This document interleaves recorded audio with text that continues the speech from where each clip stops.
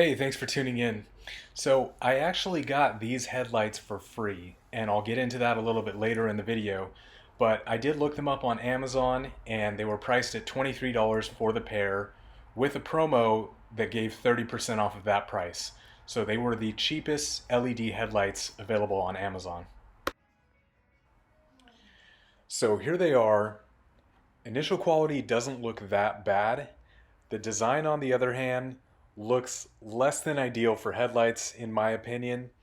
The reason I say that is the previous LEDs that I purchased have a very thin LED board compared to these. Now, on LED retrofits like this, you tend to get a little bit of a shadow in the middle of your headlight, and that's caused by the fact that they're designed with the LEDs on the side of this board. As advertised, they were a direct fit and easy to install, but as you'll see later, they were just not bright. And sure enough, there does appear to be a dark spot coming from the light that's coming out of the projector. And this can be noticed as well when you're driving at night.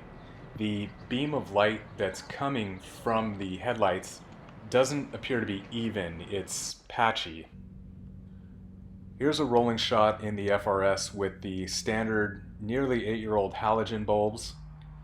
And here we have the LEDs. Here again with the halogens and the LEDs, you can see are noticeably dimmer.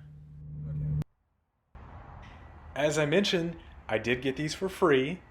That's because the Amazon seller had seen my original video reviewing the LEDs for the Accord and offered to send these to me for free. So I had nothing to lose, and I wanted to make a new video for YouTube, so I went ahead and took them.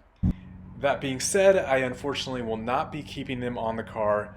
I will be shopping for some new ones real soon. Thanks for checking out the video. I know it's not the best quality. I just threw it together with footage from my cell phone, but I hope you enjoyed it.